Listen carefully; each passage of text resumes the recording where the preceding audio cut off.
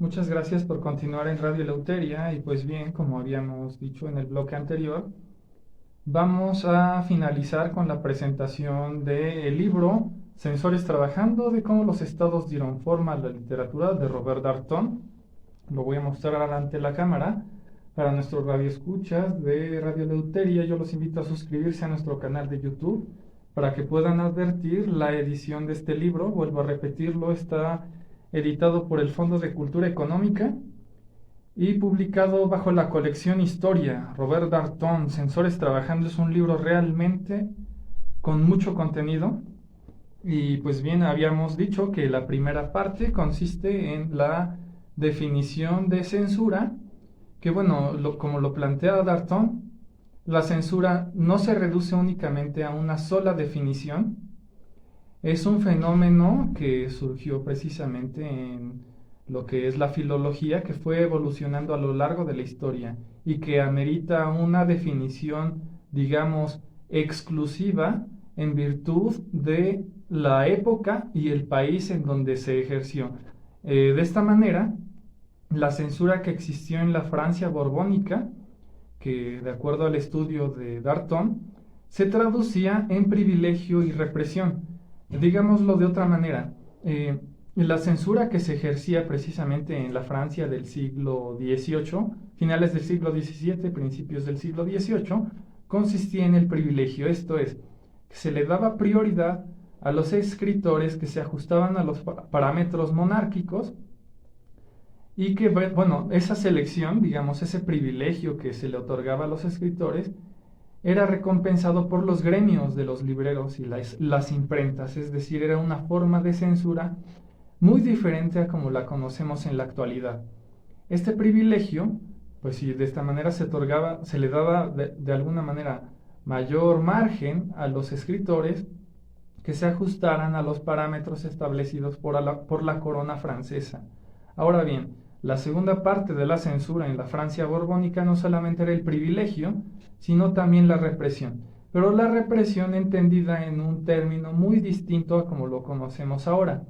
Vuelvo a repetirlo, a pesar de que Robert Darnton maneja un corte liberal, es decir, él está a favor de la libertad de expresión en sus más amplios límites, yo no estoy tan de acuerdo en su metodología historicista que aplica en este estudio de la censura. Sin embargo, yo lo recomiendo muchísimo, es una lectura muy profunda, con muchísima bibliografía, está muy bien documentado y además está explicado de manera muy clara. Ahora bien, la represión, vuelvo a repetirlo, no es como la entendemos ahora. La represión en la Francia borbónica consistía más exactamente en lo que se conoce como editorialización. Es decir, eh, no es que se quemaran los libros, aquellos libros que pudiesen resultar ofensivos al Estado, digamos, a la monarquía, a la corona, sino más exactamente consistía en una censura muy parecida a lo que se conoce precisamente como eso, editorialización. Para que se entienda de manera más adecuada, esta editorialización sería muy semejante a lo que ocurre cuando un estudiante de licenciatura escribe una tesis y le asignan un asesor, es decir, alguien que revise su trabajo, que lo corrija y que lo trate de ajustar a las normas éticas de la universidad a la que pertenece. De esta manera, el trabajo de alguna manera es conducido bajo la lupa de una autoridad que pertenece a una institución. Nosotros a eso no le llamamos censura, a eso le llamamos asesoría o tutoría o incluso un seminario de tesis en alguna academia. Pero en la Francia borbónica funcionaba como una forma de represión y bueno, también se podría traducir como una forma de censura.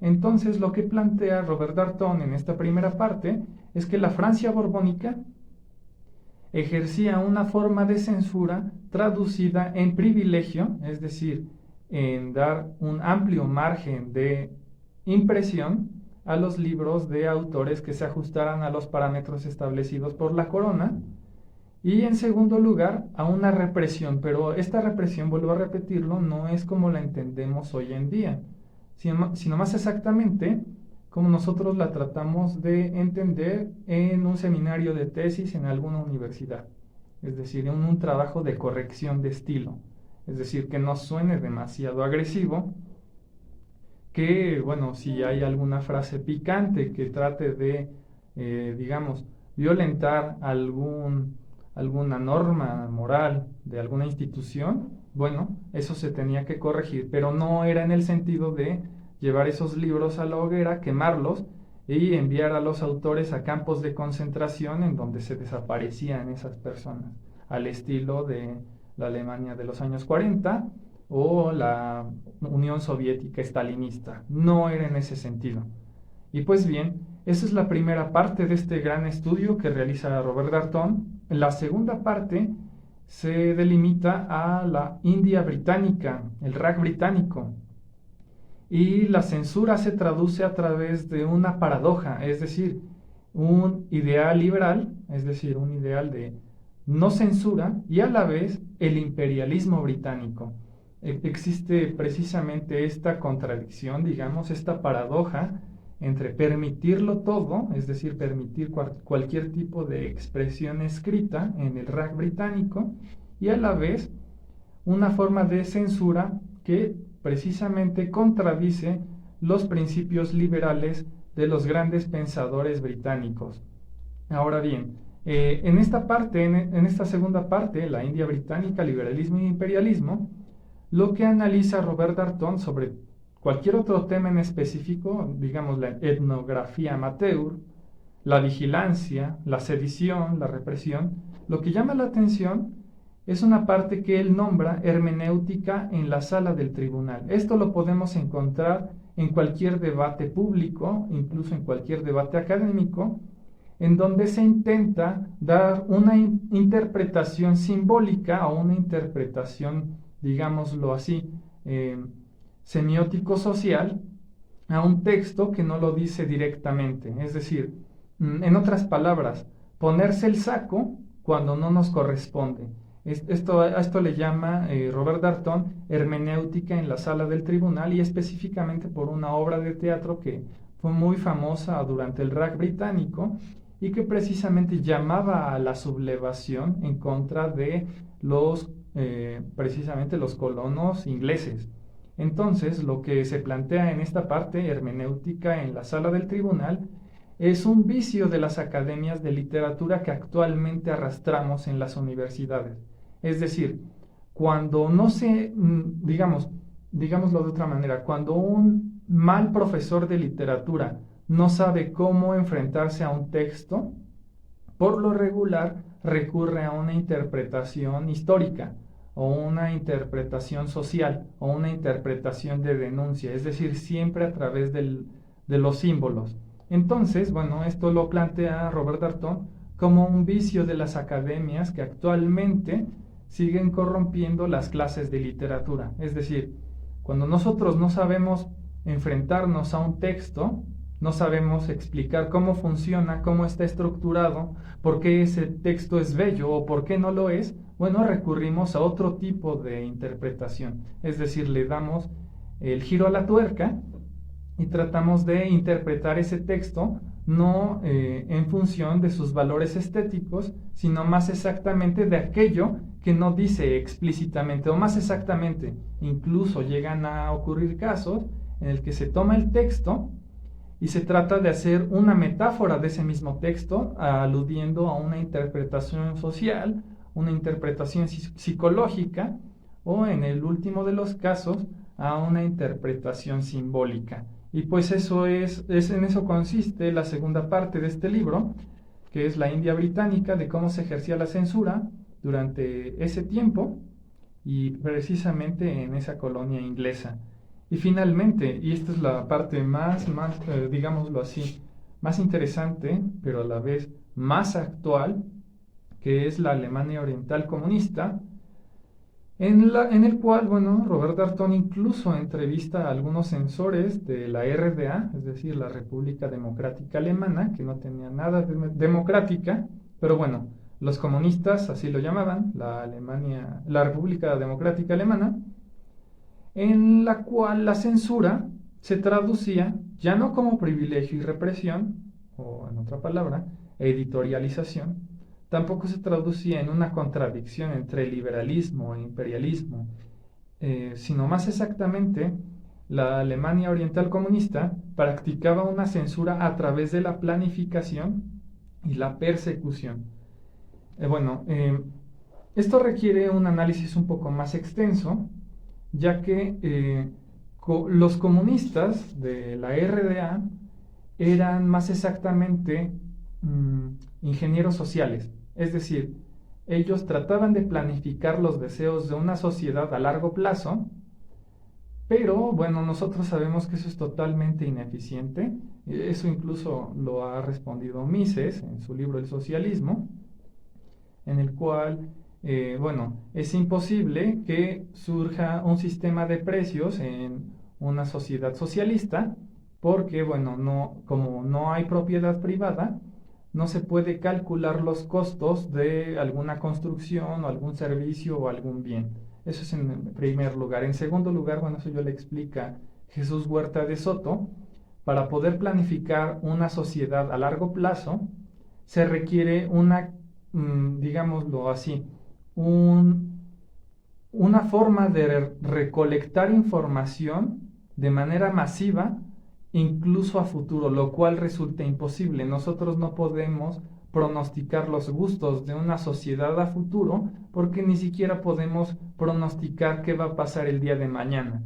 El ser humano es un ser impredecible, que no se puede estudiar como se estudia, no sé, una estrella, un cometa, porque, vuelvo a repetirlo, el ser humano es un ser completamente impredecible. Puede cambiar de ideas de un segundo al otro, puede cambiar sus emociones de manera instantánea, por lo tanto no se puede planificar de manera exacta cuáles son sus necesidades el día de mañana. Ahora bien, los comunistas son precisamente eso, porque bueno, hasta la fecha tenemos ese lastre. Sin embargo, los comunistas son ingenieros sociales, es decir, tratan de planificar las necesidades de una sociedad a largo plazo, pero bueno, eso es imposible. Por lo tanto, la censura que se ejercía sobre la literatura durante los años de la RDA consistía precisamente en eso, en planificar la literatura de aquí al plan quinquenal siguiente. Entonces, se recurrían a autores que, bueno, obviamente estaban bajo la línea directriz del Partido Comunista, y ocurre algo muy, muy interesante que explica muy bien este libro, Censores Trabajando.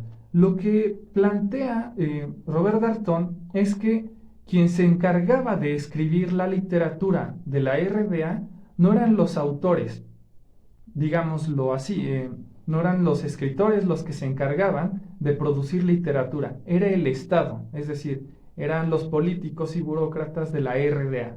Ellos se encargaban de dar digámoslo así, una interpretación oficial de la realidad que se vivía en la RDA, es decir, en la Alemania Oriental comunista.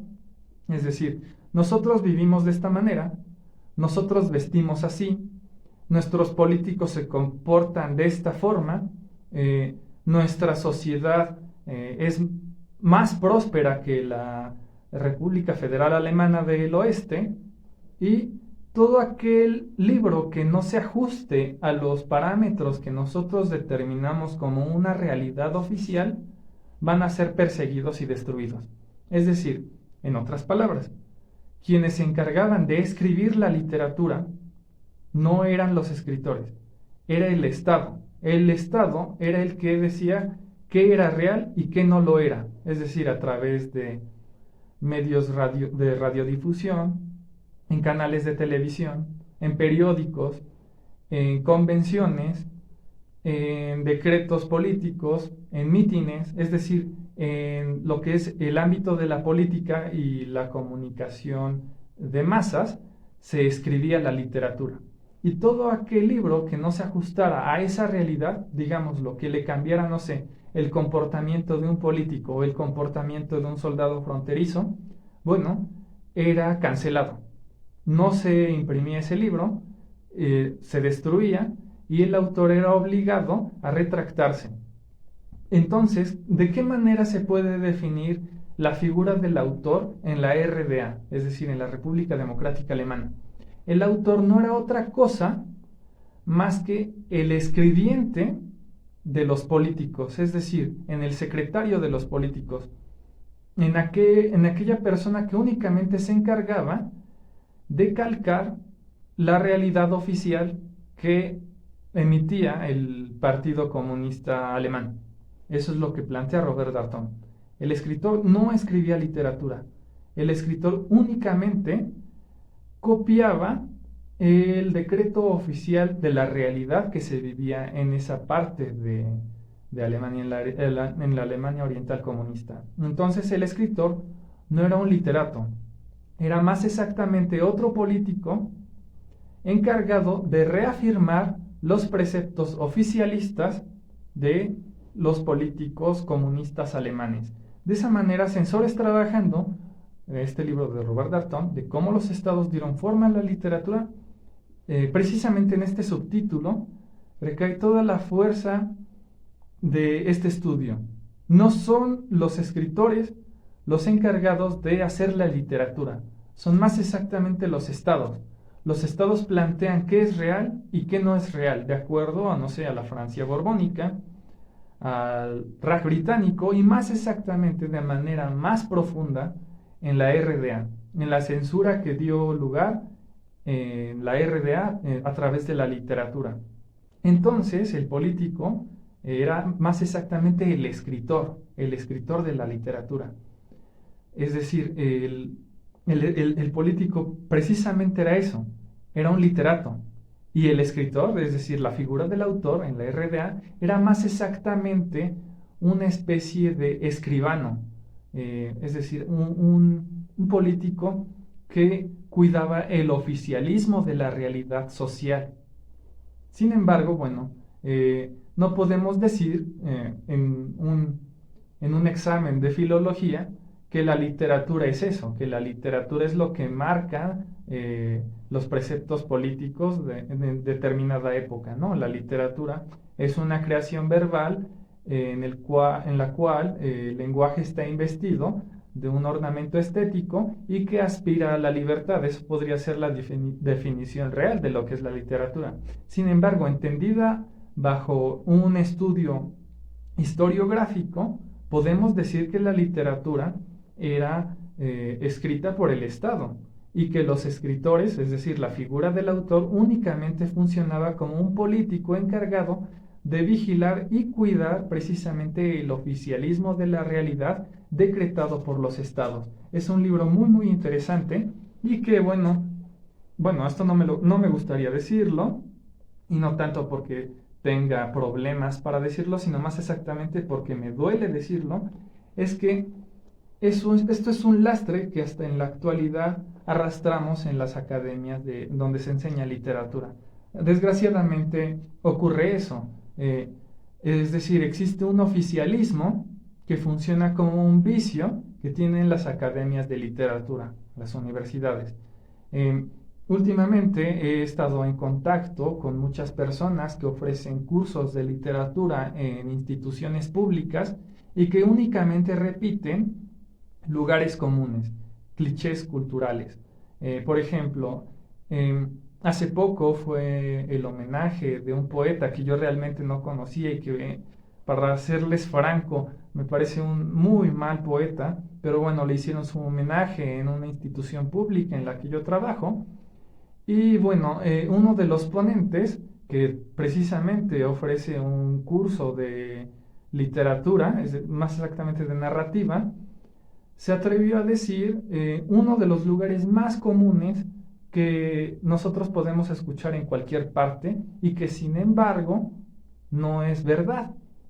Se atrevió a decir que la belleza no se puede definir en un solo concepto porque la belleza es relativa.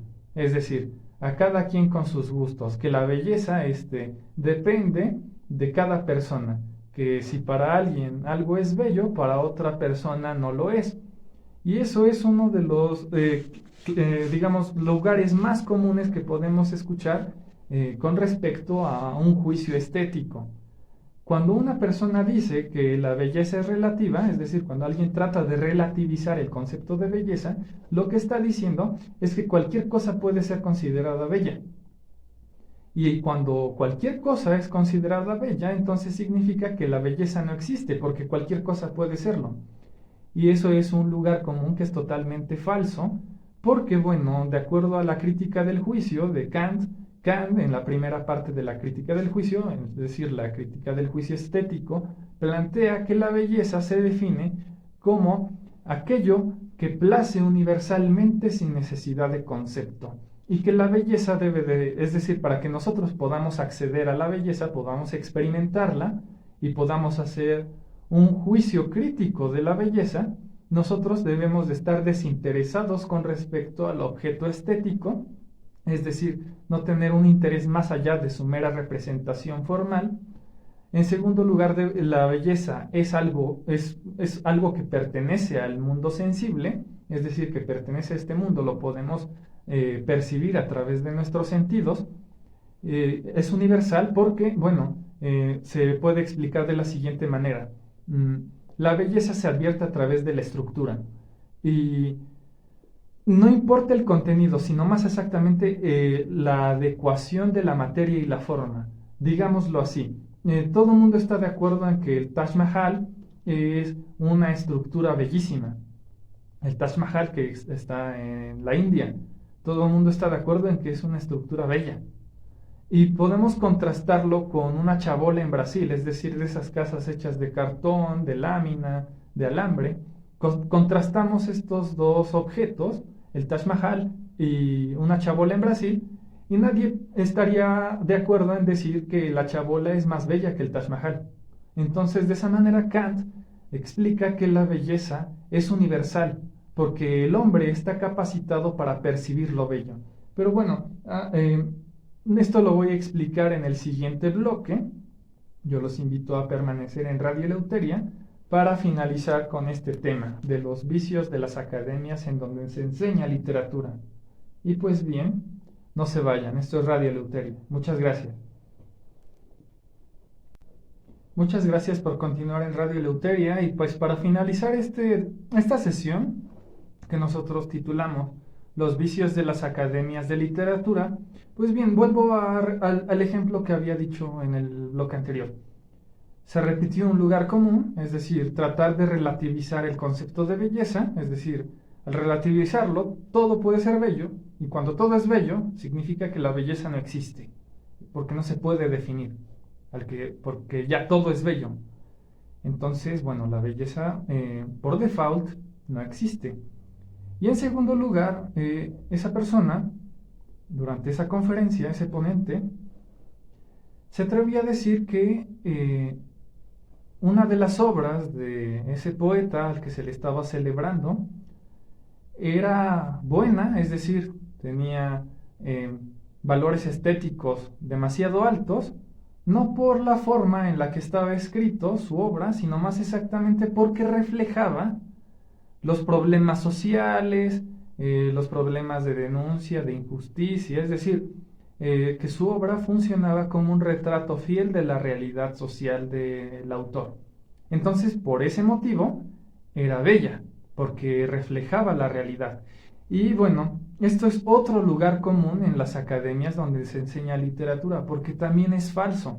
Y no voy a repetir lo que ya he dicho en programas anteriores con respecto a que el lenguaje es una metáfora de la realidad, de que la literatura, si la leemos bajo esa manera, entonces ya no la leemos como literatura, sino que la leemos como un documento de un testimonio social, es decir, ya la estamos leyendo como una crónica, ya no estamos leyendo una novela como literatura, sino como crónica, como un artículo periodístico. Entonces, bueno, no voy a recurrir a todos estos argumentos porque ya los he explicado en programas anteriores. Lo que voy a decir es que ese tipo de interpretaciones, de formas de valorar una obra artística, en este caso una obra literaria, es un discurso bastante convenenciero. Y voy a explicar por qué. Porque por un lado, podemos decir que precisamente ese libro que fueron a presentar a esa institución es bella porque refleja los problemas sociales o la forma en la que se comporta la sociedad.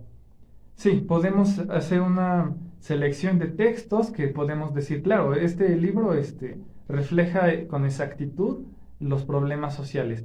Pero, por ejemplo, un libro como lo sería Viaje al fin de la noche, de Luis Ferdinand Céline, o Los diarios de Turner, bueno, esos son escritores de ultraderecha.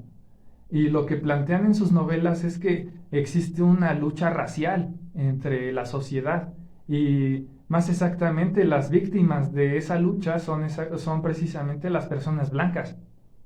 Y son víctimas del judaísmo internacional, o son víctimas de los movimientos internacionales de izquierda, o son víctimas de las supuestas minorías, que son negros, latinos, asiáticos.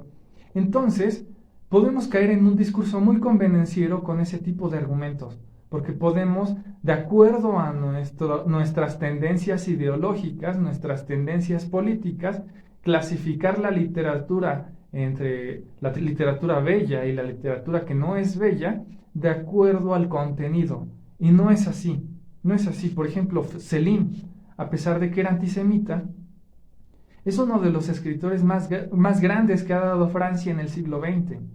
Y nosotros no leemos a Céline y decimos que sus novelas son bellas por su contenido, sino por la forma en la que están escritas. Es decir, cuando nosotros tratamos de evaluar una obra literaria con respecto a su contenido, caemos en un discurso muy convenenciero, porque de esa manera, de acuerdo a nuestras tendencias ideológicas, podemos determinar lo bello. Y lo bello no se determina políticamente, lo bello se determina estéticamente.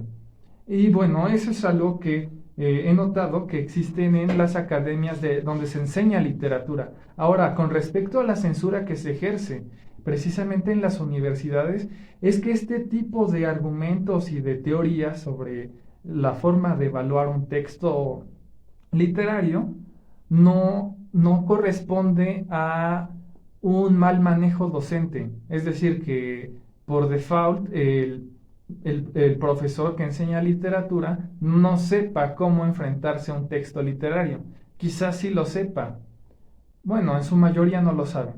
Pero además de eso, es que este tipo de metodología para enseñarle literatura a los estudiantes está institucionalizado. Es decir, aunque, por ejemplo, que yo quiera enseñar literatura en una universidad y quiera enseñarles a interpretar la literatura estéticamente, no políticamente, a mí me está prohibido, porque en los planes que vienen en las academias no se me permite enseñarles de este tipo de metodología que está más apegado al estético. Es decir, a mí se me obliga a enseñarle a los alumnos a interpretar la literatura de manera política, no estética. Y pues bien, esto ha sido todo por hoy. Yo recomiendo mucho este libro, lo muestro en pantalla, invito a nuestros radioescuchas a suscribirse a nuestro canal de YouTube.